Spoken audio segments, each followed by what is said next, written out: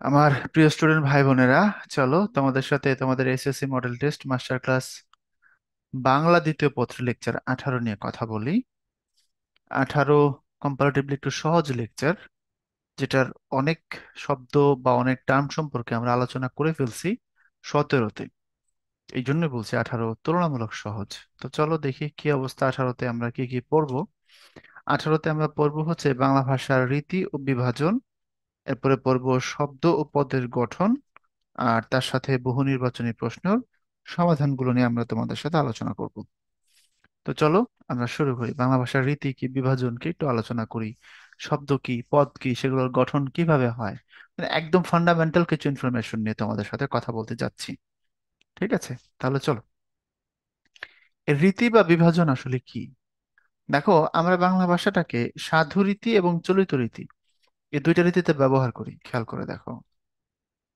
সাধু রীতি ও চলিত রীতি করি না? এটা একটা রীতি, এটা একটা রীতি। যেমন আমরা এখানে বলি আনিয়া, এখানে বলি এনে, এখানে বলি দেখিয়াছিলাম, এখানে বলি দেখেছিলাম, তাই না? এরপরে আছে আবার আঞ্চলিক রীতি, তারপরে কথ্য রীতি বলেও একটা রীতি আছে, যেটা অনেকটা বলতে পারো একটা কমন ল্যাঙ্গুয়েজের মতো। বুঝতে পারো না মনে হয়।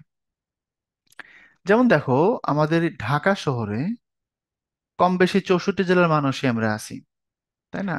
হয়তো কোনো জেলা থেকে বেশি, কোনো জেলা থেকে কম, কিন্তু 64 জেলার লোকজন এখানে থাকে। তো ঢাকায় আমরা যে ভাষা একে অপরের সাথে কথা বলি, এটা একদম প্রমিত রীতি বলা যায় না। বাংলা ভাষার যে প্রমিত রীতি, মানে আমি এটা বলি খবর পড়ার বাংলা। এখন যে ভাষায় বিটিভিতে পাঠক পাঠিকারা খবর পড়েন, সেটা থেকে আমরা একে অপরের সাথে যোগাযোগ করি। হুম। সাধুরীতিতে বলি না, এটাও তো বলি না। তাহলে কি আমরা প্রত্যেকেই যার যার আঞ্চলিক ভাষায় কথা বলি? না, এটাও তো বলি না। কারণ রংপুরের মানুষের আঞ্চলিক ভাষা চিটাগাঙ্গের মানুষ বুঝবে না, আর চিটাগাঙ্গের মানুষের আঞ্চলিক ভাষা চিটাগাং ছাড়া আর কেউ বুঝবে না। ঠিক না? তো তাহলে আমরা কিসে কথা বলি? আমরা একটা কমন ল্যাঙ্গুয়েজ ইউজ করি বলতে পারো, ঠিক না? সবার সাথে সবার যোগাযোগকে সহজবদ্ধ করার জন্য আমরা মোটামুটি একটা কমন ভাষা আমরা প্রত্যেকে ব্যবহার করি। এটাই হচ্ছে কথ্য রীতি বলতে পারো এটাকে, হ্যাঁ। সো রীতির ভাই কোনো শেষ নেই। তারপরে আমরা ব্যাকরণিক ভাবে মোটামুটি একটা বিন্যাস তৈরি করে সেগুলোকে আমরা আলোচনা করি। তারপরে শব্দ পদের গঠন, যেমন ধরো, যদি আমরা জানি বিভক্তি যুক্ত হয় সেটাকে আমরা পদ বলি, বিভক্তি যুক্ত না হলে সেটাকে আমরা শব্দ বলি। যেমন দেখো, কলম একটা শব্দ, হাত একটা শব্দ, মাথা একটা শব্দ। তো কলম থেকে যদি বলি কলম যোগ এর, তখন হয় কলমের। এখানে এর দিলে হবে হাতের, এখানে হবে মাথার, মাথা যোগ মাথার। তো ব্যাকরণ বলছে যে এগুলো হচ্ছে গিয়ে পদ, আর এগুলো হচ্ছে শব্দ। প্রথম কথা, এখন আমার কলম আছে, খুব খেয়াল করবা। আমার কি আছে? আমার কলম আছে। তো এই বাক্যে কলম তো শূন্য বিভক্তি, কোনো বিভক্তি নাই। এখন কলমকে তুমি এই জায়গায় ব্যাকরণিক শব্দ শ্রেণীর বিশ্লেষণ করলে তুমি বলবা যে ভাই এটা হচ্ছে বিশেষ্য। তো একটু আগেই না বললাম পদ হবে বিভক্তিযুক্ত হইলে, তো এখানে তো কোনো বিভক্তিযুক্ত হয় নাই। তারপরে সে বিশেষ্য কেমনে হয়েছে? বিশেষ্য হয়েছে কারণ এটা বিভক্তি ছাড়াই অর্থ দিয়ে ফেলছে। এর মানে ভাইয়া, পদ হওয়ার জন্য অর্থ দেওয়াটা জরুরি। পদ হওয়ার জন্য অর্থ দেওয়াটা জরুরি। অর্থ দিলে সেটা পদ হয়, হ্যাঁ। নর্মালি স্বীকৃত কথা হচ্ছে, যদি বিভক্তি যুক্ত হয় তখন সে অর্থ দেয়। ম্যাক্সিমাম ক্ষেত্রে বিভক্তি ছাড়া অর্থ দেয় না। যেমন ধরো, আমি বললাম আমি এখন ঘর, আমি এখন ঘরে, আমি এখন ঘর এই বাক্যে কোনো অর্থ হচ্ছে না। বাট আমি এখন ঘরে, এখন অর্থ হচ্ছে। তো অর্থ হচ্ছে যখন আমি এ বিভক্তি যুক্ত করছি তখন, আদারওয়াইজ হচ্ছে না। এর মানে বিভক্তি আসলে অর্থবহ করে, বিভক্তি আসলে সম্পর্ক তৈরি করে, বিভক্তি আসলে ভালোবাসা বাড়ায়, বিভক্তি আসলে জোড়া দেয়।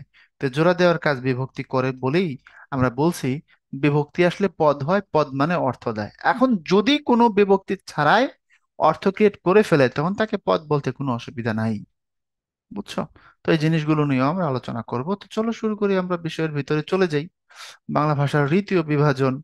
বাংলা ভাষার রীতি আমরা কথ্য ভাষা রীতি আর লেখ্য ভাষা রীতি, আমাদের লেখার রীতিটা প্রমিত রীতি, সাধু রীতি, কাব্য রীতি, বেসিক তিনটা ভাগে ভাগ করা যায়। কাব্য রীতি মানে হচ্ছে আমরা কবিতায় যেভাবে ব্যবহার করি, কবিতায় ভাষার যে ব্যবহার, সেটা হচ্ছে কাব্য রীতি। আর সাধু রীতি নর্মালি আগে রবীন্দ্রনাথের কবিতায় হইতো, শুধু বিঘে দুই ছিল মোর ভুঁই, আর সবই গেছে ঋণে, বাবু বলিলেন বুঝেছ উপেন, এ জমি লইব কিনে, কহিলাম আমি তুমি ভূস্বামী, ভূমির অন্ত নাই, চেয়ে দেখো মোর আছে বড় জোর, মরিবার মতো ঠাই।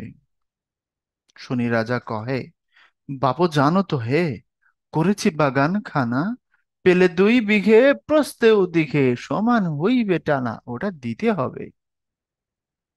কহিলাম তবে, বক্ষে জুড়িয়া পানি, সজল চক্ষে, করুণ রক্ষে গরিবের পেটে খানি, সপ্তপুরুষ যেথায় মানুষ, এ মাটি সোনার বাড়া, দৈন্যের দায়ে বেচি বসে মায়, এমনি লক্ষ্মী ছাড়া। আখি করি লাল, রাজা ক্ষণকাল রহিল মৌন ভাবে, কহিলেন শেষে ক্রূর হাসি হেসে, আচ্ছা সে দেখা যাবে। পরে মাস দেড়ে ভিটে মাটি ছেড়ে, বাহির হইন পথে, করিল ডিক্রি সকলে বিক্রি, মিথ্যা দেনার ক্ষতে। এ জগতে হায় সেই বেশি চায়, আছে যার ভুরি ভুরি, রাজার হস্ত করে সমস্ত কাঙালের ধন চুরি। খেয়াল করে দেখো তো, এখানে প্রমিত বাংলা এবং সাধু বাংলা মিলেমিশে একাকার হয়ে গেছে। দুই বাংলা মিলে একাকার হইলে সেটা কাব্যরীতি হয়। কবিতায় গুরুচণ্ডালী বলতে কোনো কিছু নাই। বুঝতে পারছো এবার? তুমি যদি প্রায়োগিক ল্যাঙ্গুয়েজের সাথে চলিত ভাষাকে একত্র করে ফেলো, তখন সেটা গুরুচণ্ডালী হবে। ভাষা শেষ, যোগ্যতা হারায়া চিৎপটাং হয়ে যাবে। কিন্তু কবিতায় যা খুশি করতে পারবা একদম। ব্যাকরণ এখানে কোনো পাওয়ারই খাটায় না, কারণ কবিতা যে সাহিত্য, আর সাহিত্যে যে সবকিছু জায়েজ আছে। যেমন আমরা ছোটবেলায় পড়ছি, রাখাল ছেলে রাখাল ছেলে, বারেক ফিরে যাও। এই বারেক তোমরা এইচএসসি তে গেলে পড়বা, সোনার তরী কবিতার মধ্যে আছে। ওখানে আছে দেখবা যে উম, মাঝি কৃষক অপেক্ষা করছে, মাঝি নৌকা নিয়ে আসতেছে। তখন সে দেখছে, বলছে ওগো তুমি কোথা যাও কোন বিদেশে, বারেক ভিড়াও তরী কলিতে এসে। খুব খেয়াল করো, ওগো তুমি কোথা যাও কোন বিদেশে, বারেক ভিড়াও তরী কুলেতে এসে। বারেক মানে হচ্ছে একবার, পাগলা। বারেক মানে একবার। এই একবার কথাটাকে আমরা বার এক এরকম বলতে পারি, ওটাকে সংক্ষিপ্ত করে বারেক করা হয়েছে। কারণ বারেকের 3 মাত্রা, ব, র, ক, এখানে 4 মাত্রা। তো এটা তো 4 মাত্রা, এখন কবিতার মাত্রা হিসাব করার জন্য 3 বানানো হয়েছে। মাত্রা মানে মাত্রাবৃত্ত ছন্দে প্রতিটা বর্ণকে এক একটা মাত্রা ধরা হয়। মাত্রা আমরা কিন্তু শব্দের উপর কি বলে, বর্ণের উপর যে টান দেই, এটার আমরা মাত্রা চিনি, কিন্তু কবিতায় মাত্রার সংজ্ঞা ভিন্ন। ওখানে একটা শব্দে যতগুলো বর্ণ থাকে ততটা মাত্রা ধরা হয়। তুমি কবিতা কোনদে পড়ছো? সনেটের সংজ্ঞা কি? সনেটের সংজ্ঞা হচ্ছে 14 লাইন 14 মাত্রা। প্রথমে 8 লাইনের, তারপর একটা স্তবক হবে, পরে 6 লাইন একটা স্তবক হবে। 8 লাইনেরটাকে বলবো অষ্টক, পরেরটাকে বলবো ষষ্ঠক। তো কেন বলো এটা? ওটা তো বুঝছো ঠিকই। সতত হে নদ তুমি পর মোর মনে, সতত হে নদ, তারপরে তুমি পর মোর মনে, সতত হে নদ তুমি পর মোর মনে, সতত তোমার কথা ভাবিয়ে বিরলে। দেখো প্রতি লাইনে 14টা করে বর্ণ পাচ্ছ। তো কবিতার ক্ষেত্রে মাত্রার সংজ্ঞার জায়গাটা একটু ভিন্ন। আশা করি বুঝছো, না বুঝলে তো আর কিছু করার নেই। তো কবিতায় তুমি বারেক, একবারকে বারেক বানায় ফেলছো, বারেক মানে এখানে আব্দুল বারেক না। তো কবিতাতে এগুলো পসিবল, কোনো অসুবিধা নেই। বুঝাতে পারছি বিষয়টা? তো কাব্যরীতি বললে একটা ভিন্ন স্টাইল, ভিন্ন প্যাটার্ন, স্বাধীন বিষয়কে মিন করে। আর সাধুরীতি প্রমিত রীতি তো আমরা বুঝি, প্রমিত রীতি মানে বেসিক্যালি যেটাকে আমরা চলিত বা আধুনিক রূপ বলতে পারি, সাধুরীতি তোমরা জানি। এখন কথ্য ভাষাটা আদর্শ কথ্য আর আঞ্চলিক কথ্য 2 ভাগে বিভক্ত। আদর্শ কথ্য মানে হচ্ছে ওই যে আমরা একটু মিক্স বললাম না, ঢাকায় যেটা আমরা সবাই বলি, হুম, যে আমার সাথে দেখা করার জন্য সে ওখান থেকে আইসা পড়ছে, হ্যাঁ আমার জন্য জিনিসগুলো আয়না রাখো। তো আনিয়া এনে আয়না, আসিয়া এসে আইসা পড়ছে। তো আসিয়া এসে আইসা, আনিয়া এনে আয়না, দেখে নিয়ে আসো, দেখিয়া, দেখে, দেইখা।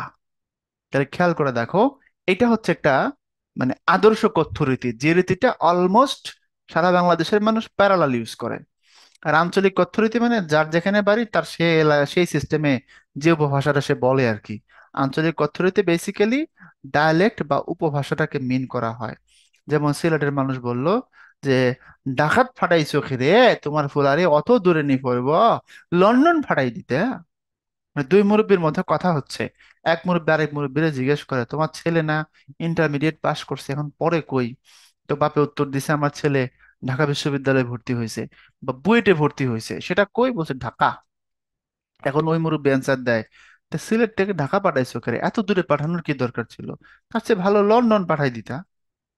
বোঝা গেছে কেন? লন্ডন কাছে, বোঝা গেল ব্যাপারটা? তা কথা হচ্ছে যে এত দূরে লেগা ফাড়াইলা, লন্ডন ফাড়াই দিতে নি, এটা নিয়ে খাম করছো। তো ওইটা আঞ্চলিক রীতি, একদম প্রপার ডায়ালেক্ট। আর সেই সিলেটের মানুষ, আমি আবার আঞ্চলিক ভাষা জানি, বাট তোমার সাথে আমি এখন মোটামুটি আদর্শ কথ্য রীতি আর প্রমিত রীতির মাঝামাঝি একটা ভাষাতে কথা বলছি। বুঝাতে পারলাম কি? তাহলে কথ্য ভাষা রীতিটা আদর্শ কথ্য আর আঞ্চলিক কথ্য দুই রূপে বিভক্ত। আর লেখার ভাষাটা একদম প্রমিত, সাধু অথবা কাব্য, এই তিনটা ভাগে বিভক্ত। আশা করি ধরাই দিতে পারছি। এই যে এখানে বলা আছে কথ্য রীতিটা আঞ্চলিক কথ্য রীতি এরকম ভাগে বিভক্ত আছে। এই আঞ্চলিক কথ্য রীতিটাই হচ্ছে উপভাষা, যার যেখানে বাড়ি সে সেখানকার ভাষায় কথা বলে গো। আবার লেখ্য ভাষার রূপ তিনটা, একটা প্রমিত রীতি মানে একদম খবর পড়ার বাংলা, তুমি পরীক্ষা দেওয়ার সময় যে ভাষায় লিখো। আর সাধু রীতি যেটাতে সরকারি নোটিশ প্রজ্ঞাপনগুলো লেখা হয়। আর কাব্য রীতি কবিতার ক্ষেত্রে তুমি স্বাধীন, যেমনে খুশি মাইরা দাও, সব ঠিক। সাহিত্যে সবকিছু জায়েজ আছে, বৈধ। এরপরে ভাষার মূল রূপ কথ্য ভাষা রীতি, বলছি একটু আগে না অনেক আলোচনা হয়েছে। এই যে কথ্য ভাষা রীতি যেটা, এটাই হচ্ছে ভাষার মূল রূপ। এরপর ভাষার পরিবর্তন, মূলত কথ্য ভাষা রীতির পরিবর্তন। আমরা যখন কথ্য রূপ মানে আমরা যখন কথা বলি, সেই রূপটার পরিবর্তন করি, সেটার শব্দের ক্ষেত্রেই আমরা এটাকে পরিবর্তন করতে করতে একটা সময় একটা নতুন রূপে নিয়ে যাই, তারপরে সেটা একটা আলাদা রূপ হিসেবে আত্মপ্রকাশ করে, তখন সেটা ভাষায় একটা স্থান করে নেয়। কারণ ভাষার পরিবর্তনটা মানুষের হাতে হয় না, কলমে হয় না রে ভাই। ভাষার পরিবর্তন হয় মুখে, মনে রাখো, এই জায়গাটা অনেকে বুঝতে পারে না। ভাষার পরিবর্তন হয় মানুষের মুখে। এরপরে কথ্য ভাষা রীতির পরিবর্তনের ফলে নতুন ভাষা ও উপভাষার জন্ম হয়। এরপরে ভাষার এই আঞ্চলিকতাটা যেটা, সেটাই হচ্ছে উপভাষা, যেটা এক এক অঞ্চলের এক এক রূপে থাকে। বাঙালি জনগোষ্ঠীর সর্বজনীন কথ্য ভাষা আদর্শ কথ্য রীতি আমরা জানি। আদর্শ কথ্য রীতি মানে ওই যে পঞ্চগড়ের মানুষ ঢাকায়, কক্সবাজারের মানুষও ঢাকায়। এখন কক্সবাজার যদি তার ভাষাতে মারে আর পঞ্চগড় যদি তার ভাষাতে কথাটা কয়, তো কেউ কারো কথা বুঝবে না, তখন তারা একটা আদর্শ রীতিতে আইসা কমিউনিকেট করে, মোটামুটি লিঙ্গু ফ্রাঙ্কা বলতে পারো এটাকে, তাই না? কক্সবাজারে আমি যখন তোমার বিচে ঘুরতে গেলাম, তো দেখলাম যে হকার যে ছেলেপেলেগুলো ছিল নিজেরা নিজেদের মধ্যে তাদের ভাষায় কথা বলছে। তারা যখন আমাদের কাছে আইসা চিপস বা হচ্ছে কোনো ফল বা কলা দেখবা, পাহাড়ি কলা কাঁধের মধ্যে গাদি ঝুলাইয়া পোলাপান গুলা হাঁটে, কলা বিক্রি করে। তো তারা যখন এসে কলা বিক্রি করতে চায়, তখন তারা জিজ্ঞেস করে মামা কলা নিবেন, মামা ডাব নিবেন। তো নিজেরা কিন্তু কলা বলে না, নিজেরা বলার সময় কেলা বলে। তো কলা তুলি তাদের জায়গায় কেলা তুলি, বুঝতে পারছি?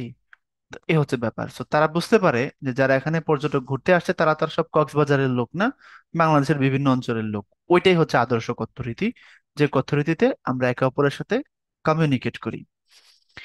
হ্যাঁ, এই যে আদর্শ কথ্যরীতি প্রমিত লেখ্য রীতির ভিত্তি আর কি। হ্যাঁ, তারপরে হচ্ছে প্রাচীন ও মধ্যযুগে বাংলা ভাষার লেখ্য ভাষারীতি ছিল কাব্যরীতি, অর্থাৎ প্রাচীন যুগে মধ্যযুগে বাংলা ভাষা লেখা হইতো, যে ভাষারীতি ছিল সেটা কাব্যরীতিতে লেখা হইতো। কাব্যরীতিটাই হচ্ছে কবিতা লেখার যে ভাষা। কারণ মধ্যযুগে এবং প্রাচীন যুগে যত সাহিত্য লেখা হয়েছে, সব লেখা হয়েছে কবিতায়, মনে রাখো।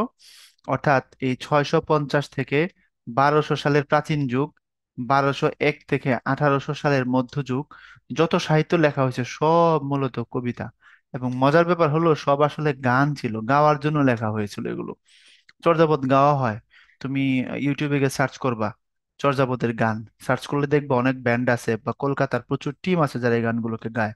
আর তুমি যে পড়ছো, পড়ার সময় লুইপার পদ 8-এর বিজিএস বইতে, গায়ে তোর বড় পাঞ্চবি ডাল চঞ্চল এ পৈঠা কাল, এটা পড়লে দেখবা তুমি পড়ছো, বাট ওরা দেখবা গান গাইতেছে, গায়ে তোর বড় পাঞ্চবি ডাল চঞ্চল এ পৈঠা কাল, ওরা সুর দিয়ে গায়।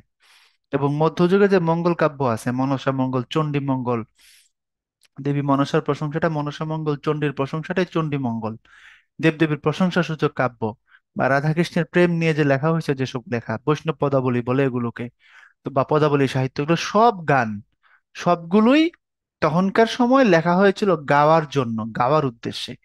বুঝাতে পারছি?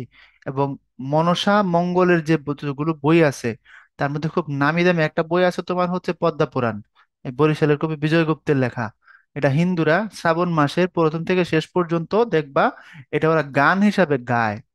এটাকে তারা গান হিসাবে, আমি দেখেছি আমার এলাকায়, এটাকে তারা সারা বছর ধরে গান হিসাবে এটাকে গায় তারা।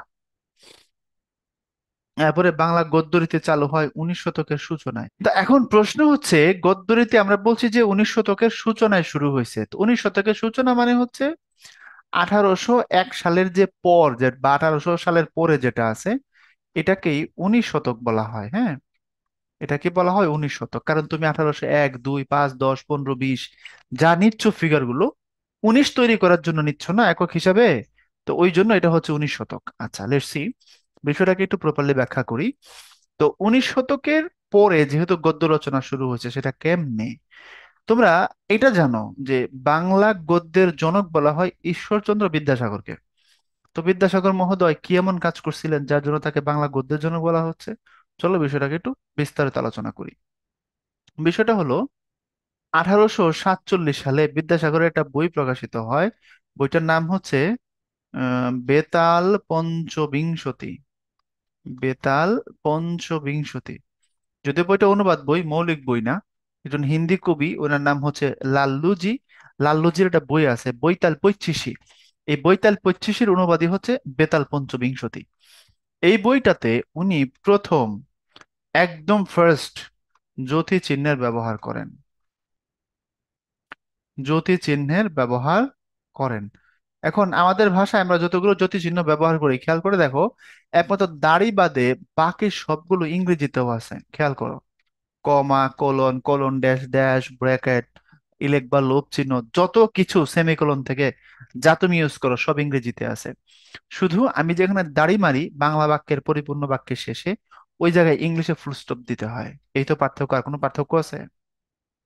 এর মানে হচ্ছে, আমার যখন কাব্য সাহিত্য ছিল প্রাচীন যুগে, মধ্যযুগে, তখন আমার কেবল প্রতিটা বাক্যের শেষে একটা করে দাড়ি দেওয়ার সিস্টেম ছিল, আর কোথাও কোনো জ্যোতিষিহ্ন মারবার সিস্টেমই ছিল না। তো এখন তুমি বাক্যের শেষে দাড়ি দিচ্ছ, এটা আমার ভাষা আগে থেকে ছিল। বাক্যের মাঝখানে কি দিতে হয়, কতক্ষণ কোথায় থামতে হয়, কোন জায়গায় থামলে কোন চিহ্ন দিতে হয়, তো এই জায়গাগুলো আমার ছিলই না। এগুলো আমি ইংরেজি ভাষা থেকে নিয়ে আসছি। যিনি আনছেন তিনি বিদ্যাসাগর। এবং আনলেন না কেবল, আয়না দেখাইলেন কোনটা কোথায় কখন কিভাবে বসবে, সমস্ত সিস্টেম উনি ডেভেলপ করে দিলেন, দিয়ে বললেন এই পদ্ধতিতে লিখতে হবে, এটা হলো সিস্টেম। তো দেখো, তুমি জ্যোতি চিহ্ন ছাড়া কাব্য লিখতে পারবা, এক একটা কবিতা লাইনের পরে বা 2 লাইনের পরে একবার করে দাঁড়িয়ে দিতে পারবা। মাগার বাংলা গদ্যের মধ্যে তুমি কি জ্যোতি চিহ্ন ছাড়া দিতে পারবা? এখানে প্রস্রাব করিবেন, দাড়ি, না করিলে 50 টাকা জরিমানা। এখন দেখো কি দাঁড়াইছে, আর এখানে প্রস্রাব করিবেন না, দাড়ি, করিলে 50 টাকা জরিমানা, অর্থ ভিন্ন না? আর মনে করো কোনো কিছুই দাও নাই, তখন কি পড়বা? এখানে প্রস্রাব করিবেন না, করিলে 50 টাকা জরিমানা। বুঝতে পারছো ব্যাপার? তো তুমি কোন জায়গায় দাঁড়িয়ে দিচ্ছ, কি দিচ্ছ, তার উপর অনেক কিছু ম্যাটার করে। কোন জায়গায় চিহ্ন দাও, কোন জায়গায় কমা দাও, কোন জায়গায় সেমিকোলন দাও, কোন জায়গায় প্রশ্নবোধক দাও, অনেক কিছু মিন করে। যেমন ধরো আমি একটা অ্যাকসেন্ট নিয়ে কথা বলি, এটা কি মাছ? এটার অর্থ দাঁড়াবে, এটা কি মাছ? মানে মাছ না সাপ না ব্যাঙ, তুমি জানতে চাচ্ছ? আচ্ছা, এখন এটা এবার দিলা দীর্ঘ ইকার, এটা কি মাছ? রসইকার দিয়ে প্রশ্ন করলে হ্যাঁ বা না উত্তর আসে, আর দীর্ঘইকার দিয়ে প্রশ্ন করলে বিস্তারিত উত্তর আসে। এটা কি মাছ, মানে মাছ এটা শিওর, এটা কি রুই, বোয়াল, কাতল, কোনটা? আচ্ছা, এবার তুমি এটা কি, এখন তুমি বিশ্ব চিহ্ন দিছো, এখন প্রশ্ন দাঁড়াবে এটা কি মাছ? অবাক হয়ে গেছো, আল্লাহ এত বড়, এটা মাছ আদৌ? এখন দেখো, আমি 2 জায়গায় দিলাম প্রশ্নবোধক, এখানে রস্বইকার দীর্ঘইকারের মারপ্যাচ, আর এখানে উপরে রস্বইকার যেরকম এখানেও এরকম, শুধু শেষে খালি বিশ্ব চিহ্ন মারছি। এখন প্রশ্নের ধরন, কথার ধরন, অ্যাকসেন্ট, অর্থগত জায়গা চেঞ্জ হয়ে গেছে, উল্টায় পাল্টায় গেছে। প্রথমটা, এটা কি মাছ? মাছ না অন্য কিছু জানতে চাচ্ছ? তুমি চিনো না মনে করো, বাট এটা মাছ, দেখতে তোর ভাই মাছ, মাছের মতো, সাপের মতো, বাট এটা মাছ, এটা কি মাছ? মাছ কিনা তুমি শিওর হতে চাচ্ছ। উত্তর দিছে হ্যাঁ মাছ। এবার বহুত প্রশ্ন করছো পরে, এটা কি মাছ? মানে মাছ তুমি মেনে নিছো, দেখি বাইম মাছ নাকি বোয়াল মাছ না ট্যাংরা মাছ জানতে চাচ্ছ, তখন সে উত্তর দিছে এটা অমুক মাছ। আর এটা ভিন্ন জিনিস, মনে করো সাইজের অনেক বড় বা খুব বিদঘুটে দেখতে, তুমি তুমি অবাক হয়ে বলছো এটা কি মাছ? মানে আদৌ কি এমন কিছু মাছ হইতে পারে? It's a symbol of exclamation. তুমি এখানে আবেগ ব্যবহার করেছো, বিস্ময় ব্যবহার করেছো, রাইট? সো দেখো চিহ্নের কারণে কেমন কিছু হচ্ছে, কত কিছু হয়ে যাচ্ছে। এইটা হলো ভাষার সৌন্দর্য। এই সমস্ত কিছুকে প্রপার ওয়েতে প্রতিষ্ঠা যিনি দিলেন তিনি ঈশ্বরচন্দ্র বিদ্যাসাগর। ভুলে গেলে চলবে না। শুধু এটুকু না, এই ভদ্রলোক আরো মারাত্মক আরেকটা কাজ করছে, সেটা হচ্ছে তিনি গদ্যের অভ্যন্তরীণ শৃঙ্খলা আবিষ্কার করেন। এখন অভ্যন্তরীণ শৃঙ্খলা বললে আসলে কি বোঝায়, এটা একটু ব্যাখ্যা করার দাবি রাখে। বিষয়টা কি, কিভাবে অভ্যন্তরীণ শৃঙ্খলা বলে, কি কি জিনিসটা কি? তুমি যখন বাংলা বাক্য গঠন করো তখন তুমি আগে কর্তা নেও, তারপরে তুমি কর্ম নেও, তারপরে তুমি ক্রিয়া নাও। যেমন তুমি এখানে বললা যে আমি চিঠি লিখি। এই যে আমি কর্তা, চিঠি কর্ম, লিখি ক্রিয়া, এই যে সিকোয়েন্স, এটা অভ্যন্তরীণ শৃঙ্খলা। আচ্ছা, তার মাথায়, তার মাথায় লম্বা ও ঘন চুল আছে। এই যে চুল কেমন ঘন এবং লম্বা, এই দুটোই হচ্ছে অ্যাডজেক্টিভ বা মডিফায়ার। তুমি যাকে মডিফাই করতে চাচ্ছ তার আগে মডিফায়ার দিবা, যাকে বিশেষিত করতে চাও তার আগে দিবা। সো চুলের আগে ঘন এবং লম্বা দিছো, এটা অভ্যন্তরীণ শৃঙ্খলা। আচ্ছা, এখন দেখো, খাঁটি গরুর দুধ নাকি গরুর খাঁটি দুধ, যে কেউ এখন বুঝে এটা গরুর খাঁটি দুধ কেন? কারণ তুমি এখানে খাঁটি বলতে গরু বোঝাচ্ছ না, দুধ বুঝাইতে চাচ্ছ। গরু খাঁটি হইলে লাভ কি? দুধে পানি মিশিয়ে দিলে তো সব কাহিনী খতম। তো তুমি খাঁটি দ্বারা মিন করতেছো দুধ। তো তুমি খাঁটি বসাবা কার আগে? দুধের আগে। যাকে মডিফাই করতে চাচ্ছ মডিফায়ারটা তার আগে দিবা, যাকে বিশেষিত করতে চাও বিশেষণটা তার আগে দিবা। সো গরুর খাঁটি দুধ, আমি আসলে দুধটা খাঁটি চাই, সো দুধের আগে আমি খাঁটি বসাইলাম। এই যে নাউন, তার আগে অ্যাডজেক্টিভ, এই যে বিশেষ্য তার আগে বিশেষণ। এই প্রসেসটা উনি নিজে সিস্টেমটা দেখাই দিলেন, দিয়ে বললেন এই সিস্টেম বা এই পদ্ধতি অবলম্বন করে কি করতে হবে, গদ্য লিখতে হবে। তাহলে এবার বলো, বাংলা ভাষার আভ্যন্তরীণ শৃঙ্খলা, গদ্যের অভ্যন্তরীণ শৃঙ্খলা কে আবিষ্কার করলেন? বিদ্যাসাগর। জ্যোতি চিহ্ন কে প্রপারলি প্রয়োগ করে দেখাইলেন? বিদ্যাসাগর। বুঝাইতে পারছি? এইসব কারণে তাকে বাংলা গদ্যের জনক বলা হয়। এরপরে আমরা দেখেছি বাংলা গদ্য হুড়মুড় করে সামনের দিকে আসছে দ্রুত, কারণ 1847-এ বেতাল পঞ্চবিংশতি, 1854 সালে বাংলা ভাষার প্রথম নাটক, নাটকের নাম হচ্ছে তোমার কুলীন কুল সর্বস্ব। এটা একদম প্রপার সার্থক নাটক ছিল না। 1858 সালে প্রথম সার্থক নাটক আমরা পাই। বিদ্যাসাগর লিখেছিলেন কি বলে, মাইকেল লিখেছিলেন শর্মিষ্ঠা। তারপরে 1865 সালে আমরা প্রথম সার্থক উপন্যাস পাওয়া যায়। উপন্যাসের নাম হচ্ছে দুর্গেশ নন্দিনী। এর আগে যদিও আলালের ঘরে দুলাল লেখা হয়েছে, সার্থক ছিল না, কিন্তু লেখা হয়েছে।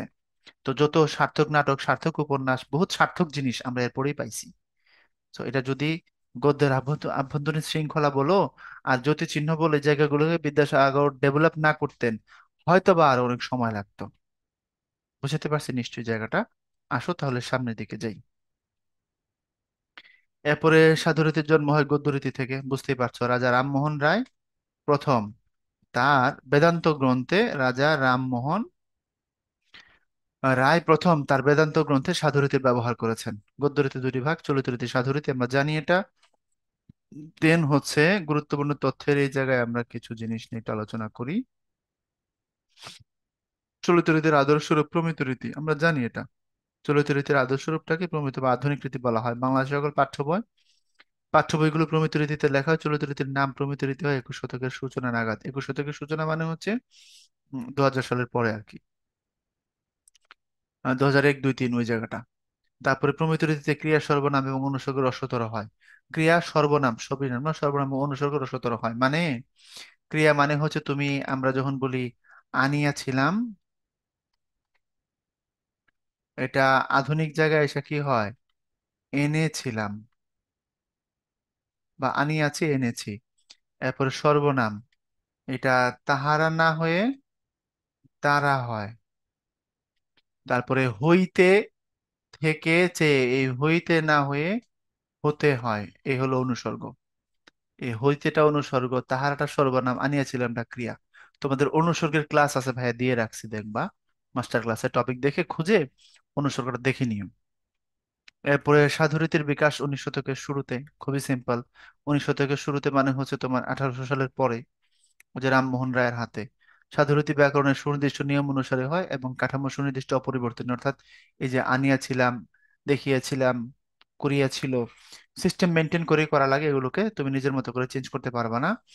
এবং সাধু ভাষায় সর্বনাম এবং ক্রিয়াপদ দীর্ঘ হয়, তৎসম শব্দ বহুল হয়, অর্থাৎ সাধু ভাষাতে প্রচুর পরিমাণে সংস্কৃত শব্দের ব্যবহার আছে, বুঝছো? যেমন হাত পা বেঁধে আমার সামনে তাকে আনা হয়েছে, সাধু না চলিত? চলিত। হস্তপদবদ্ধ অবস্থায় আমার সম্মুখে তাহাকে নীত করা হইল। হস্ত পদ বদ্ধ অবস্থায় আমার সম্মুখে তাহাকে নীত করা হইল। হাত পা বেঁধে তাকে আমার সামনে আনা হলো। হস্ত পদ বদ্ধ, হাত পা বেঁধে। তাহলে যেখানে হস্ত পদ বদ্ধ, এগুলো তৎসম শব্দ বা সংস্কৃত শব্দ, এগুলো, এটা সাধু ভাষার একটা খুব শক্তিশালী বৈশিষ্ট্য। তারপরে কাব্যরীতির দুটি ভাগ, পদ্য কাব্য, গদ্য কাব্য। পদ্য কাব্য মানে হচ্ছে আমরা এজ ইউজুয়াল যে ছন্দের সুরে সুরে সুরে সুরে যাই, এটা পদ্য কাব্য। আর গদ্য কাব্য রীতি আধুনিক কালে যেটা, নির্মলেন্দু গুণের একটা কবিতা তোমাদের বইতে আছে, স্বাধীনতা এই শব্দটি কিভাবে আমাদের হলো। স্বাধীনতা এই শব্দটি কিভাবে আমাদের হলো, পড়ছো না? নিশ্চয়ই পড়ছো। আমাদের হলো, এই মাঠ সেদিন ছিল না, সমগ্র উন্মুক্ত বিস্তীর্ণ দুর্বাদলে ঢাকা সবুজ উন্মুক্ত ছিল, এরকম আছে না?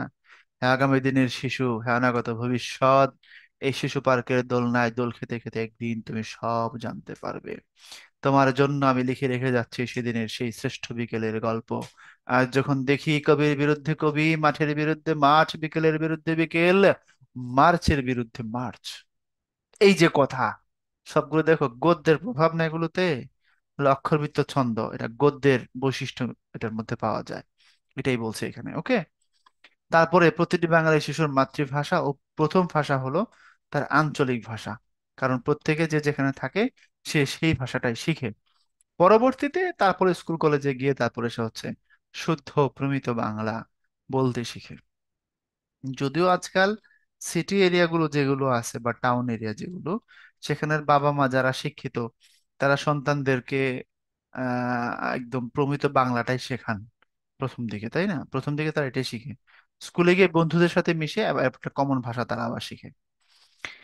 এখন আসো আমরা কিছু প্রশ্ন নিয়ে কথা বলি। কোনটি সাধুরীতির বৈশিষ্ট্য? সাধুরীতি মানে পরিবর্তনশীল না।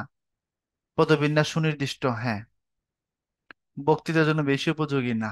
বক্তৃতা সাধু ভাষায় বললে বেশিরভাগ মানুষ বুঝবে না, হস্তপদবদ্ধ বললে পাবলিক বুঝবে না।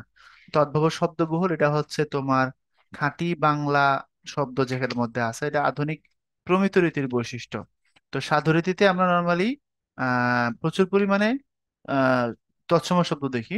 তো সাধু রীতির বৈশিষ্ট্য পদবিন্যাস সুনির্দিষ্ট, শব্দের গঠনগুলো ফিক্সড করা, তুমি চাইলে ভাঙ্গা চুরমার করতে পারবে না, তাই না? যেমন চাহিল বা চাহিবে সাধু, চাইবে চলিত, চলিতটা আবার চেঞ্জ হয়ে গেছে চাবে।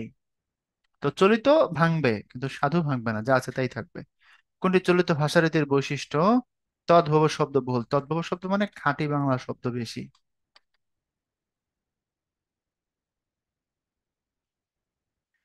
তারপরে সাধু চলিত ভাষার পার্থক্য কোন কোন পদে বেশি? সর্বনাম ও ক্রিয়াপদে বেশি। বাকিগুলো প্রায় সমান সমানই। কারণ সর্বনামে তাহারা তারা, তারপরে হচ্ছে ইহারা এরা, এগুলো দুইটা আলাদা আলাদা থাকে। ক্রিয়াপদে দেখিল দেখলো, আনিল আনলো, করিলাম করলাম, দেখিলাম দেখলাম, আলাদা আলাদা থাকে। বিভিন্ন অঞ্চলের উপভাষার কথ্যরীতি সমন্বয়ে শিষ্টজনের ব্যবহৃত ভাষাকে কি বলে? শিষ্টজন, শিষ্ট মানে আধুনিক মানুষ আর কি। এখন বিভিন্ন অঞ্চলের উপভাষা যেগুলো থাকে, আঞ্চলিক যে রূপ থাকে, সেই রূপ মিলে যখন একটা নতুন ভাষা তৈরি করা হয়, শিষ্ট বা আধুনিক, ওই আধুনিক ভাষাটাকে আদর্শ চলিত ভাষা বলা হয়। আঞ্চলিক ভাষার অপর নাম কি? উপভাষা। ভাষার কোন রীতি তদ্ভব শব্দ বহুল? তদ্ভব শব্দ বহুল হচ্ছে তোমার চলিত রীতি, যেটা সেটা, এটার মধ্যে তদ্ভব বা তোমার খাঁটি বাংলা শব্দের ব্যবহার অনেক বেশি। বর্তমানে লেখ্য ভাষার আদর্শ রীতিকে বলে? লেখ্য ভাষা মানে লেখার যে ভাষা আর কি, সেটার আদর্শ রীতিকে কি বলে? লেখ্য ভাষার আদর্শ রীতি কি সাধু, লেখ্য রীতি, প্রমিত রীতি, নাকি আঞ্চলিক রীতি? লেখ্য ভাষা অর্থাৎ আমরা যে রীতিটাতে লিখি, তুমি যে রীতিতে লেখো, পরীক্ষার খাতায় যে রীতিকে তুমি ব্যবহার করো, সেটা প্রমিত রীতি, সেটা আধুনিক রীতি, তাই না? বাংলা ভাষায় গদ্য রীতির সূচনা হয় 19 শতকের শুরুতে। 19 শতকের শুরুতে মানে 1801 সালের পরে, 19 শতকের শুরুতে এটা সূচনা হয়েছে। তারপরে বাংলাদেশের রংপুর অঞ্চলে কোন উপভাষার ব্যবহার পাওয়া যায়? কামরূপী। কামরূপী, কামরূপ ভারতের কামরূপ কামাখ্যা আসামের দিকে একটা জায়গা, ওখানকার ভাষার ছাপ আছে রংপুরের ভাষায়। রাজাকে আজা, রানীকে আনি, এই টাইপের একটা ব্যবহার আছে।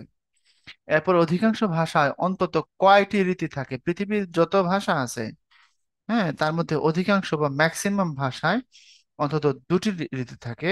একটা হচ্ছে লেখ্য, আর একটা হচ্ছে কথ্য। সব ভাষার ক্ষেত্রে এটা সত্য। সাধুরীতি কোন জাতীয় ভাষা রীতি? সাধুকে আমরা কথা বলার জন্য বলি নাকি লেখার জন্য বলি? আমরা সাধুরীতিতে বলি না। কাব্য তো মিক্স থাকে, কাব্য তো সবকিছুতেই হয়, প্রমিত রীতি না। লেখ্য ভাষা রীতি। সাধু নর্মালি এখন কেবল লেখার ক্ষেত্রে ব্যবহার হয় সাধারণত। এটা কথা বলার ক্ষেত্রে সাধুতে কেউ কথা বলে না। কেউ যদি সাধুতে কথা বলে তাহলে মানুষ তারা পছন্দ করবে না, বলবে বেশি ভাব নেয়, বাপ রে বাপ। তাই না? যেমন ধরো, আজ সকালে ঘুম ভাঙার পর দেখলাম সূর্য উঠে গেছে, তারপর দ্রুত নাস্তা সেরে অফিসে চলে আসলাম, এটা সবাই অ্যাকসেপ্ট করবে, ভাষাটা সহজ। তুমি যেটা বলবে সেটা মানুষকে বোঝানোর জন্যই তো বলবে, সে যদি না বুঝে তো তোমার এই ভাষা বলে লাভ কি? বা তুমি যদি কারোর সাথে বলার সময় বলো, অদ্য প্রাতে নিদ্রা ভঙ্গে পর অবলোকন করলুম, সূর্যদেব পূর্ব দিগন্তে অধিষ্ঠান করিয়াছেন, অতঃপর তড়িঘড়ি করিয়া প্রাতরাশ হইয়া অফিস অভিমুখে রওনা করলুম। এটা কেমন কথা ভাই? মানুষ তো বুঝবে না। তুমি এই কথাটাই সহজ ভাষায় বলবা, আজ সকালে ঘুম ভাঙার পর দেখলাম পূব আকাশে সূর্য উঠে গেছে, তারপর তাড়াতাড়ি নাস্তা করে অফিসে চলে এসেছি। এটা হচ্ছে কথা। তো তুমি, আমরা ভাষাকে ব্যবহার করি কেন? মনের ভাব, নিজের ভাব আরেকজনের কাছে প্রকাশ করার জন্য। তো যার কাছে প্রকাশ করলাম সে বুঝলো না, বলে লাভ কি? বুঝাইতে পারছি? স্থান ও কাল ভেদে মূলত কোন ভাষারীতির পরিবর্তন ঘটে? সবসময় যেটার পরিবর্তন ঘটে সেটা হচ্ছে কথ্য ভাষারীতির। কারণ তুমি যেখানে যাবা, দেখবা যে মানুষের ভাষার মুখের মধ্যে যে কথা সেটারই পরিবর্তন। তো স্থান এবং কাল ভেদে এটারই পরিবর্তন হয়ে যায়। কোন ভাষারীতির পরিবর্তনের ফলে নতুন নতুন ভাষা ও উপভাষার জন্ম হয়? কথ্য ভাষারীতির পরিবর্তনের ফলে, কারণ মানুষের মুখেই ভাষার, মুখে ভাষার পরিবর্তন ঘটে। পশ্চিমবঙ্গে কোন উপভাষার ব্যবহার পাওয়া যায়? বাঙালি, বরেন্দ্রী, ঝাড়খণ্ডী, রাঢ়ী। পশ্চিমবঙ্গ মানে ভারতের পশ্চিমবঙ্গ, আমাদের বাংলাদেশের সাথে তাদের সীমানা আছে। এখানে কোন উপভাষার ব্যবহার পাওয়া যায়? বরেন্দ্রী মানে হচ্ছে রাজশাহী অঞ্চলের যে বেসিক ভাষা। ঝাড়খণ্ড মানে ঝাড়খণ্ড রাজ্য, রাঢ় মানে রাঢ় অঞ্চল, যেটা প্রাচীন বাংলার রাঢ় বলা হতো, যে অঞ্চলকে ভাগীরথী নদীর পশ্চিম তীর। আর হচ্ছে বাঙ্গালী মানে হচ্ছে তোমার আমাদের বিশেষত বরিশালের যে ভাষাটা সেটা। তো পশ্চিমবঙ্গের উপভাষার মধ্যে এইটার ব্যবহার বেশি, রাঢ় অঞ্চলের ভাষাটার। উত্তর হিসেবে এটা নিতে হবে, এটা সব থেকে প্রপার। বাঙালি জনগোষ্ঠীর সর্বজনীন কথ্য ভাষা কোনটি? সর্বজনীন কথ্য ভাষা হচ্ছে আদর্শ কথ্য রীতি। কারণ আমার জেলা হচ্ছে 64টা, 64 জেলার মধ্যে যে 64 রকমের উপভাষা আছে সেটা একে অপরে না বোঝার কারণে আমরা মোটামুটি মিক্স একটা ভাষা, যেটা আমি বলতে পারি কমন একটা ভাষা, এটাতে সবাই সবার সাথে কি করি, যোগাযোগ মেনটেন করি। এরপরে হচ্ছে প্রমিত লেখ্য রীতির ভিত্তি কি? সাধুরীতি, আঞ্চলিক কথ্যরীতি, আদর্শ কথ্যরীতি, কাব্য কথ্যরীতি। প্রমিত লেখ্য রীতি যেটা, সেটা একদম আধুনিক যে বা স্ট্যান্ডার্ড কথ্যরীতির যে লেখ্য রীতির যে ভিত্তি, সেটা আদর্শ কথ্যরীতি। কারণ আদর্শ স্ট্যান্ডার্ড কথ্যরীতি থেকেই প্রমিত বা আধুনিক এটাকে তৈরি করা হয়েছে।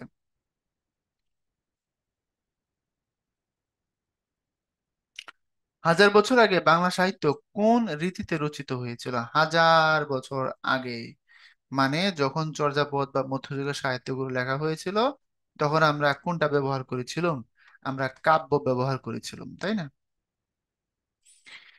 বাংলা কাব্যরীতি দুই ভাগে বিভক্ত, সাধুরীতি চরিতরীতি। কেমনে? সাধুরীতি চরিতরীতিতে সাধুরীতি কাব্য করা হয় ওইভাবে? না। পদ্য কাব্য গদ্য কাব্য, হ্যাঁ পদ্য কাব্য গদ্য কাব্য, এটা ঠিক আছে। বাংলা ভাষার সবচেয়ে পুরনো রীতি কোনটা? গদ্য কাব্য, পদ্য কাব্য, সাধুরীতি, চলিত রীতি? বাংলা ভাষার সবচেয়ে পুরনো রীতি হচ্ছে পদ্য কাব্য রীতি। কারণ ওই যে মধ্যযুগে যেটা লেখা হয়েছে বা প্রাচীন যুগে যেটা লেখা হয়েছে সেটা। সাধু ভাষা রীতির বৈশিষ্ট্য কোনটি? ক্রিয়ারূপ হ্রস্ব, সর্বনামে হ, সর্বনাম হ্রস্ব, বিশেষের আধিক্য। সাধু ভাষা রীতির বৈশিষ্ট্য, ক্রিয়ারূপ ছোট হয় না বড় হয়, সর্বনামে হ যুক্ত হয় কিনা, সর্বনামে হ যুক্ত হয় কিনা, হ্যাঁ সর্বনামে হ যুক্ত হয়। যেমন এই হচ্ছে তোমার তারা, এটা চলিত, সাধুতে গেলে হচ্ছে তাহারা। তারপরে হচ্ছে এরা, এটা চলিত, ওখানে গেলে হবে ইহারা। তারপরে এটি, এটা চলিত, সাধুতে গেলে হবে ইহা। এই হলো হ। এরপরে নিচের কোনটি বা কোন বাক্যটি সাধু রীতির নয়? আমি তাহার কাছে যাইব না, এখানে ভাষা চুপ করিয়া আছে, সে ঘুমে পড়া শিশুটির মতো চুপ করে আছে, তাহারা সহসা যদি বিদ্রোহী হইয়া উঠে, সাধু রীতির নয়। মানে কোনটা চলিত রীতির, মামুর বেটা? সে ঘুমিয়ে পড়া শিশুটির মতো চুপ করে আছে। প্রমিত রীতির বৈশিষ্ট্য কোনটি? ক্রিয়া ও সর্বনাম দীর্ঘ হয়, এটা সাধুর বৈশিষ্ট্য। ক্রিয়া ও অনুসর্গ দীর্ঘ হয়, এটাও সাধুর বৈশিষ্ট্য। সর্বনাম ও অনুসর্গ দীর্ঘ হয়, এটাও সাধুর বৈশিষ্ট্য। ক্রিয়া সর্বনাম অনুসর্গ হ্রস্ব হয়, ছোট হয়, হ্যাঁ এইটা প্রমিত রীতির বৈশিষ্ট্য নিঃসন্দেহে।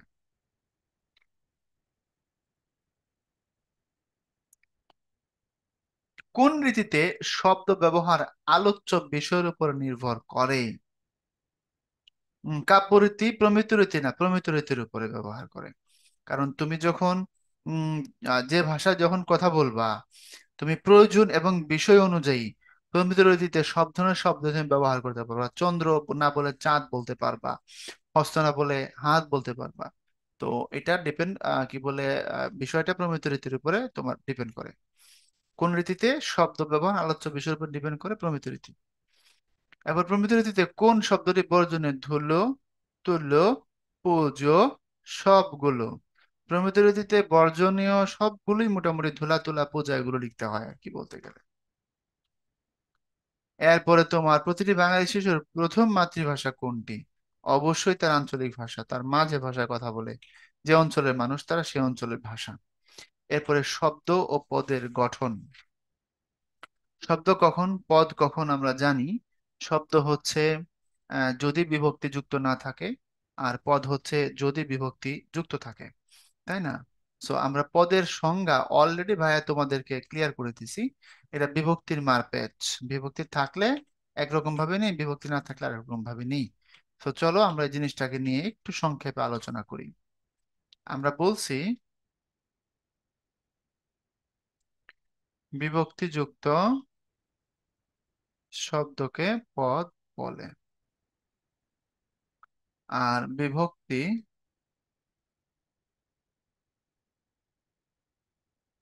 শব্দের শেষে যুক্ত হয়। যেমন ঘর যোগ এ সমান সমান ঘরে। তারপরে হাত যোগ এর সমান সমান কি? হাতের। তাহলে যুক্ত হয়েছে কোথায়? যুক্ত হয়েছে শেষে। আচ্ছা এখন আসো, শব্দমূলকে বলা হয় প্রকৃতি। প্রকৃতি জিনিসটা কি? দেখো, মনে রাখো, এই প্রকৃতি মানে হচ্ছে মূল। এই মূলটা দুই রকম, একটা হচ্ছে ক্রিয়ামূল, এটাকে ক্রিয়া প্রকৃতি বা ধাতু বলে। আর এটা হচ্ছে শব্দমূল বা এটাকে প্রাতিপদিক বলে। আচ্ছা, এখন ক্রিয়ামূল বা ধাতু কোনটা? ভার্বের যেটা বেস ফর্ম, দেখো এই রাইট কথাটাকে তুমি রুট লিখতে পারো ইংলিশে, এটাকে আবার পার্সন অনুযায়ী বা টেন্স অনুযায়ী রাইটস লিখতে পারো। এটাকে তুমি আবার রাইটিং দিয়ে কন্টিনিউয়াস টেন্সে নিতে পারো। এটাকে তুমি আবার ভার্বাল নাউন করে ফেলতে পারো, রাইটিংস, রচনা বলি। রাইটিংস মানে রচনা বলি, যেমন দ্য রাইটিংস অফ রবীন্দ্রনাথ আর চার্মিং। রবীন্দ্রনাথের লেখাগুলো বা রচনাবলী খুব মুগ্ধকর, দারুণ। রাইটিংস কিন্তু এখানে ভার্বাল নাউন আলটিমেটলি। রাইটিং মানে লেখা, I am writing a letter. আচ্ছা, তারপরে Meena writes a letter, I write a letter, I wrote a letter. So এই যে রাইটটা, এটাকে আমরা বলি হচ্ছে বেস ফর্ম। তো এই যে ভার্বের যে বেস ফর্ম, যাকে তুমি টেন্স এবং পার্সন অনুযায়ী চেঞ্জ করে ফেলতে পারতেছো, অনেকটা ওইরকমই বাংলা ক্রিয়াপদের যে মূল অংশ তার নামে হচ্ছে ধাতু। যেমন দেখো, এই হচ্ছে দেখ, এটা মূল। তার সাথে বললাম লাম, দেখলাম। এখন দেখটাকে ঠিক রাখো, যদি ব বলো দেখবো, বি বললে দেখবি, ল বললে দেখলো, লেন বললে দেখলেন, ছ বললে দেখছো। তো এগুলোর নাম ক্রিয়া বিভক্তি। এগুলোর নাম যেগুলো পরে যুক্ত হয়েছে এগুলোর নাম কি? ক্রিয়া বিভক্তি। আর এই যে দেখ ছিল, ওটার নামই হচ্ছে গিয়ে ধাতু, ওটার নামই ধাতু। তাহলে প্রকৃতি মানেই মূল, এটা ক্রিয়ামূল এবং শব্দমূলে বিভক্ত হয়। যেটা ক্রিয়ামূল সেটা ধাতু। এখন শব্দমূল বা প্রাতিপদিক কোনটা? যেমন দেখো, তুমি বললা ঢাকা বড় শহর। ঢাকা কথাটাকে এইটাও বলতে পারো, ঢাকায় আহ যানজট বেশি। আচ্ছা, ঢাকার জনসংখ্যা বেশি। তো এখানে বলছো ঢাকায়, আবার পরেরটাই বলছো এখানে বলছো ঢাকার, তাই না? তো এই অন্তস্থ এখান থেকে র বাদ দিলে থাকে কি? ঢাকা। এই ঢাকাটাই হচ্ছে শব্দমূল বা প্রাতিপদিক। এমন শব্দমূল বা প্রাতিপদিক হচ্ছে এমন নামমূল যার সাথে বিভক্তি নাই। এবার তাহলে প্রাতিপদিকের সংজ্ঞা হয় তোমাদের ক্লিয়ার করে দেই। বিভক্তি ছাড়া, মানে বিভক্তিহীন নাম শব্দকে প্রাতিপদিক বলে। বিভক্তিহীন নাম শব্দকে কি বলে? প্রাতিপদিক বলে। যেমন আমি বললাম সুমন ভালো ছেলে, আর পরের বাক্যে বললাম সুমনের বাড়িতে গিয়েছিলাম। এখন এখানে সুমনের, এখানে সুমনের। এখন আমি যদি তোমাকে বলি তুমি এখান থেকে প্রাতিপদিকের সংজ্ঞা দেখাও, তো প্রাতিপদিকের সংজ্ঞা প্রাতিপদিক হওয়ার জন্য শর্ত দুইটা, বিভক্তিহীন হওয়া লাগবে আর নাম শব্দ হওয়া লাগবে। তো সুমনও নাম শব্দ, সুমনেরও নাম শব্দ, কিন্তু বিভক্তিহীন কোনটা? সুমন, এর সাথে কোনো বিভক্তি নেই। সো সুমন হচ্ছে এখানে প্রাতিপদিক, এখানে ঢাকা হচ্ছে প্রাতিপদিক। ওকে, আশা করি যেটা ধরতে পারছো। তারপরে ক্রিয়াপদকে বা ক্রিয়া প্রকৃতিকে ধাতু বলে। শব্দ গঠন প্রক্রিয়া প্রকৃতি বা শব্দমূলের সাথে উপসর্গ এবং প্রত্যয় যুক্ত হয়। মানে ইংলিশে যুক্ত হয় হচ্ছে প্রিফিক্স, বাংলায় যুক্ত, ইংলিশে যুক্ত হয় হচ্ছে আরেকটা সাফিক্স। তো বাংলায় সাফিক্সকে প্রত্যয় বলে, প্রেফিক্সকে উপসর্গ বলে। যেমন হার কথার আগে প্র দিলে সমান সমান প্রহার হয়, প্রহার আগে যুক্ত হয়েছে, প্র হচ্ছে উপসর্গ। আর এই চল কথার পরবর্তীতে অন্ত যুক্ত করলে চলন্ত হয়। এখানে অন্ত হচ্ছে প্রত্যয় বা সাফিক্স। এই হচ্ছে কথা, দুই দিকে যুক্ত হতে পারে। উপসর্গ প্রত্যয় বা সমাস দ্বারা তৈরি হলে তারা সাধিত বলে। ওই শব্দটা সাধিত মানে প্রহার সাধিত শব্দ, চলন্ত সাধিত শব্দ। অথবা তুমি যদি এরকম বলো যে সিংহ চিহ্নিত আসন, সেটা হয়ে যাবে হচ্ছে সিংহাসন। তো সিংহাসন সমাস দ্বারা তৈরি হয়েছে বাক্যটা। এই যে সিংহ চিহ্নিত আসন, ব্যাস বাক্য, সিংহাসন সমস্ত পদ। তো সিংহাসন হচ্ছে এখানে খুব সিম্পলি সমাস সাধিত শব্দ। তো সমাস প্রত্যয় বা উপসর্গ দিয়ে তৈরি যে কোনো শব্দ যদি হয় সেটাকে সাধিত শব্দ বলা যাবে। তো শব্দ গঠন প্রক্রিয়া, উপসর্গ প্রত্যয় সমাস শব্দ হইতে সন্ধি। আমি তোমাদেরকে আলাদা আলাদা ক্লাস এগুলো সব আলোচনা করে দিয়ে রাখছি, দেখবা। বাক্যের পদ সময়ের মধ্যে সম্পর্ক সৃষ্টি করতে পদের সঙ্গে কিছু শব্দাংশ যুক্ত, এগুলোকে লগ্নক বলে। লগ্নক চার প্রকার: বিভক্তি, নির্দেশক, বচন, বলক। বিভক্তি মানে তখন দেখাইছি। নির্দেশক মানে যদি টি টা খানাখানি যুক্ত হয়, যেমন কলম টি, এটা একটা লগ্নক। বচন, যেমন ধরো আমি বললাম কলম গুলু, এই গুলু একটা লগ্নক। এরপরে বলক, যেমন আমি বললাম সেখানে আমার বাড়ি, আর না বলে বললাম সেখানেই আমার বাড়ি, এই যে ইটা, এটা হচ্ছে বলক, যেটা অর্থকে শক্তিশালী করে। তো শব্দদ্বীত্ব শব্দ তৈরি করে, যেমন ঘরে ঘরে, হাঁটে হাঁটে, কথায় কথায়, বলতে বলতে, দুইবার বললে সেটা শব্দদ্বীত্ব হয়। কিন্তু সন্ধি আসলে নতুন শব্দ গঠন করে না। সন্ধি কেন নতুন শব্দ গঠন করে না ভাইয়া, তোমাকে এটার ব্যাখ্যাটা দিয়ে দিই, দেখো। তুমি বললা সিংহ চিহ্নিত আসন সমান সমান, এটা হওয়ার কথা ছিল সিংহ আসন, খেয়াল করে দেখো। কারণ এখানে সিংহ আর এখানে আসনই আছে, তো তুমি এখানে সিংহ আসনই বলবা। অথবা তুমি বলবা নব অন্য উপলক্ষে যে উৎসব সমান সমান, তুমি এখানে বলবা নব অন্য, কারণ এখানে নব আছে আর অন্য আছে। কিন্তু আমরা কিন্তু এই জায়গায় সিংহাসন না লিখে আমরা লিখি কিন্তু সিংহাসন লিখি, খেয়াল করে দেখো। তারপরে এখানে কিন্তু আমরা লিখি হচ্ছে ডিরেক্ট নবান্ন, কেন লিখি? কারণ আমরা সিংহ আসন কথাটা বলতে ভালো লাগে না, তাই এটাকে আমরা কি করছি, মনে মনে ধরো সন্ধি করে নিচ্ছি, সিংহযোগ আসন সিংহাসন, পরের নবযোগ অন্ন, এটাকে সন্ধি করে বানাই ফেলছি নবান্ন। তো সমাসে তুমি ব্যাস বাক্যে যেখানে নব আর অন্য পাইছো, এখানে তো কথাটা নবান্ন হইতে পারে না, নব অন্য হয়। তুমি যেখানে এখানে সিংহ আসন পাইছো, এখানে তো কথা সিংহাসন হইতে পারে না, সিংহ আসন হয়। তো এরকমই হয়েছিল। তারপরে আমরা এখানে সন্ধির সিস্টেম অ্যাপ্লাই করছি, করে এটাকে স্মুথ করে ফেলাইছি।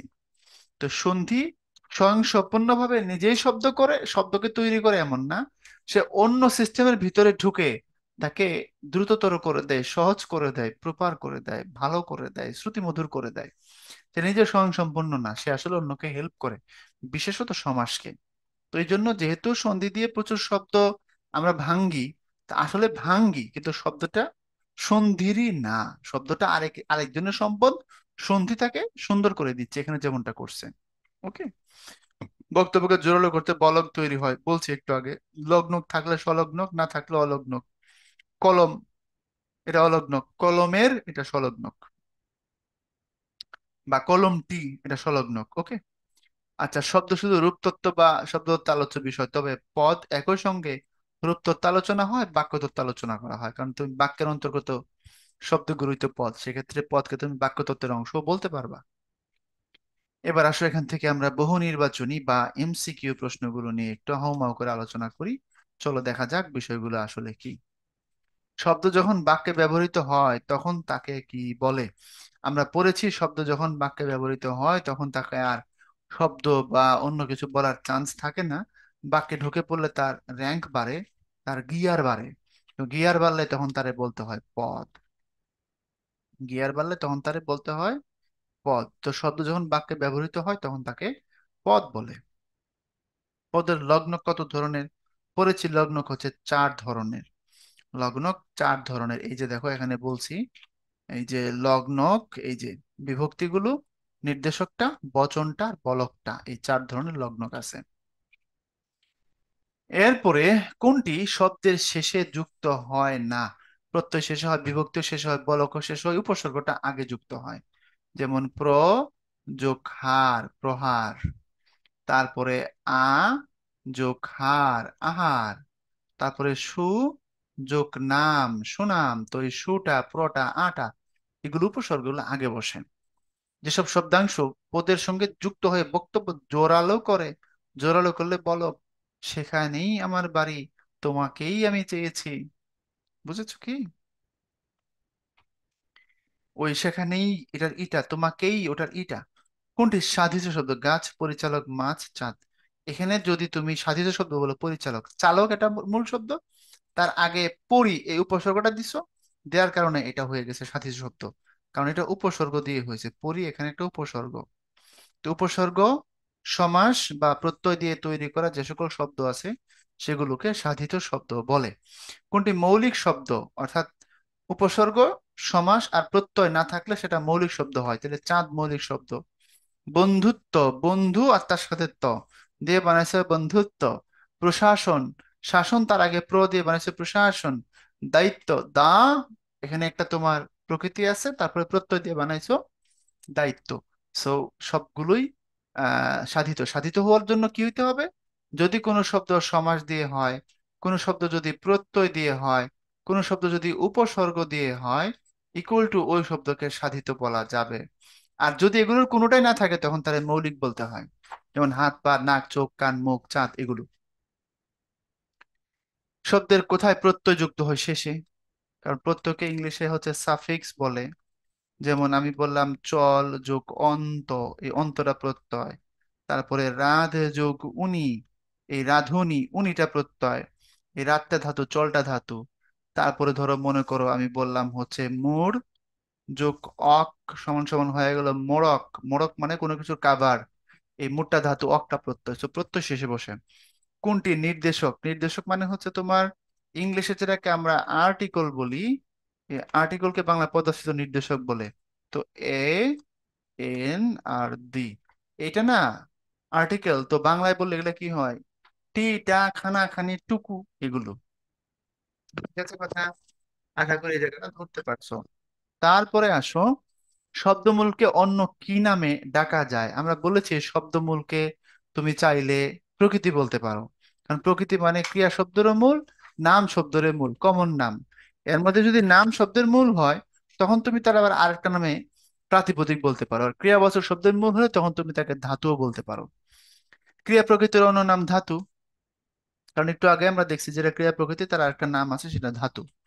নাম প্রকৃতি ও ধাতুর সঙ্গে যেসব শব্দাংশ যুক্ত হয়ে নতুন শব্দ তৈরি হয় সেগুলোকে কি বলে? দেখো, নাম প্রকৃতি এবং ধাতুর সঙ্গে।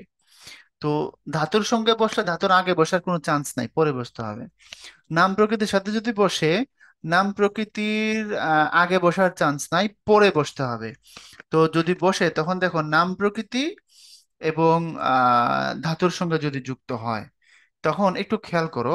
একটু বিষয়টাকে আমরা একটু ব্যাখ্যা করি তাহলে সহজে বুঝতে পারবো। নাম প্রকৃতি মানে হচ্ছে তোমার একটা নাম শব্দের মূল, তাই না? একটা নাম শব্দের মূল যেটা, সেটা হচ্ছে নাম প্রকৃতি। ওকে। তো নাম প্রকৃতি বা ধাতুর সাথে যুক্ত হইলে, আচ্ছা ও, তাহলে তো শেষেও বসা যাবে, পরেও বসা যাবে। ধাতুর, ধরো এই হলো ক্রি যোগ অন, মানে হচ্ছে করণ। এখন ব্যাকরণকে যে আমরা বলছিলাম বি যোগ আ যোগ ক্রি যোগ অন সমান সমান ব্যাকরণ, বিশেষভাবে বিশ্লেষণ। সো এখানে শেষে প্রত্যয়, আগে উপসর্গ। এর মানে নাম প্রকৃতি এবং ধাতুর আগে পিছে বসতে পারে, উপসর্গ বসতে পারে, প্রত্যয় বসতে পারে। বুঝতে পারছো? নাম প্রকৃতি এবং ধাতুর আগেও বসতে পারে, পরেও বসতে পারে, মানে উপসর্গ বসতে পারে, প্রত্যয় বসতে পারে। এরপরে কোনটি শব্দ গঠন প্রক্রিয়া? উপসর্গ প্রত্যয় সমাস, মানে সবগুলো শব্দ গঠন প্রক্রিয়া। উপসর্গ প্রত্যয় যোগে তৈরি শব্দকে সাধিত শব্দ বলে।